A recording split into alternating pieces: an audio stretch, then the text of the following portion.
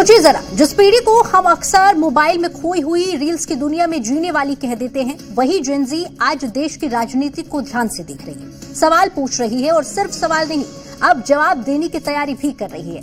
आज की स्टोरी इसी बदलाव की है, उस जेन ज़ी की जो राजनीति को सिर्फ क्रिटिसाइज या ट्वीट करने का जरिया नहीं मानती, बल्कि उसे एक करियर, एक मिशन और बदलाव का रास्ता मानने लगी है। सवाल यह है कि अचानक ऐसा क्या हुआ जो युवा कल तक सिस्टम से निराश दिखते थे, वही आज सिस्टम का हिस्सा बनना चाहते हैं। क्या ये गुस्सा है, क्या ये मजबूरी है, या फिर सच में बदलाव की एक गंभीर कोशिश? अब जरा आंकड़ों पर चलते हैं, क्योंकि राजनीति में भावना के साथ तथ्य भी जरूरी होते हैं।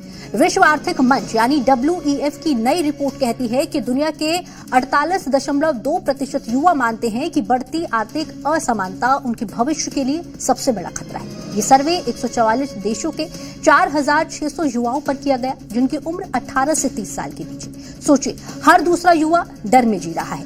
डर किस बात का? नौकरी की अनिश्चितता, बढ़ती महंगाई और अमीर गरीब के बीच गहराता फासला। रिपोर्ट्स बताती हैं कि 57% युवाओं की मानसिक चिंता और तनाव की सबसे बड़ी वजह है वित्तीय असुरक्षा, यानी पढ़ाई के बाद भी नौकरी मिलेगी या नहीं, घर खरीद पाएंगे या नहीं, भविष्य सुरक्षित होगा या नहीं।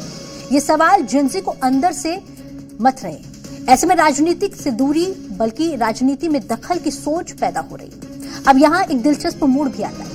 यही जेन ज़ी सिर्फ शिकायत नहीं कर रही। WEF की रिपोर्ट साफ कहती है कि 36% युवा खुद चुनाव लड़ने की संभावना देखते हैं, यानी हर तीसरा युवा राजनीति में उतरने को तैयार है। यह आंकड़ा उस धारणा को तोड़ता है कि युवा राजनीति से भागते हैं।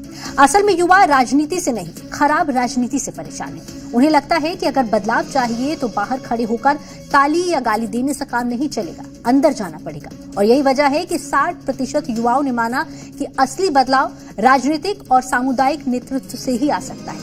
यही सोच जेन ज़ी को एक्टिविज्म से आगे ले जाकर लीडरशिप तक धकेल रही है, चाहे वो छात्र राजनीति हो, स्थानीय निकाय हो या फिर राष्ट्रीय मंच। अब एक और बात समझिए, आज की जेन ज़ी ऐसे दौर में जवान हो रही है जहां AI नौकरियां खा भी रहा है और बना भी रहा है। रिपोर्ट कहती है कि 66% युवाओं को लगता है कि AI शुरुआती स्तर की नौकरियों को कम कर देगा, यानी कॉलेज से निकलते ही जो रास्ता सीधा दिखता था वो अब धुंधला हो रहा है।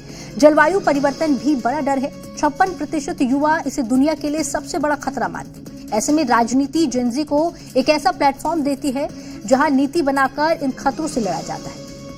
भारत के युवा खासतौर पर AI को अवसर के रूप में देख रहे हैं, लेकिन साथ ही ये भी समझ रहे हैं कि बिना सही नीति के तकनीक भी असमानता बढ़ा सकती है। और यही कारण है कि रोजगार, सस्ती और समान शिक्षा और आवास व वित्तीय स्वतंत्रता जैसी नीतियों की मांग तेज हो रही है। जेन ज़ी सिर्फ यूजर नहीं रहना चाहती, वो पॉलिसी मेकर भी बनना चाहती है। अब इस पूरी तस्वीर को भारत के संदर्भ में जोड़ते हैं। अगस्त 2024, लाल किला। प्रधानमंत्री नरेंद्र मोदी स्वतंत्रता दिवस के मंच से एक बड़ा संदेश देते हैं। देश को राजनीति में 1 लाख नए युवा चाहिए, और खास बात ये कि ये युवा गैर राजनीतिक परिवारों से हों।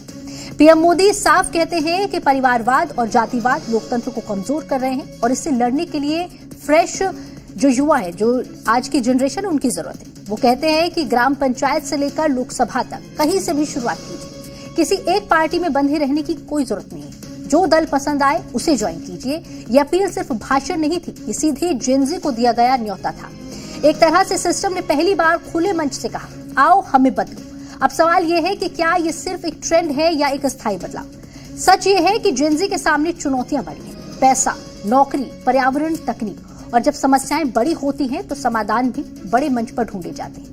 राजनीति अब जेन ज़ी को खराब नहीं, जरूरी लगने लगी है, लेकिन साथ ही एक सच्चाई ये भी है कि राजनीति आसान रास्ता नहीं है। सिस्टम में घुसकर सिस्टम को बदलना सबसे मुश्किल काम होता है। सवाल ये नहीं कि जेन ज़ी राजनीति में आएगी या नहीं, सवाल ये है कि क्या सिस्टम से जेन ज़ी डील कर पाएगी। अगर ये युवा सिर्फ चेहरा बनकर नहीं, नीति और नियत के साथ आए तो आने वाले सालों में भारतीय राजनीति की तस्वीर सच में बदल सकती है। और शायद यही वजह है कि आज राजनीति जेन ज़ी के लिए सिर्फ सत्ता का खेल नहीं, बल्कि भविष्य बचाने की लड़ाई बनती जा रही है।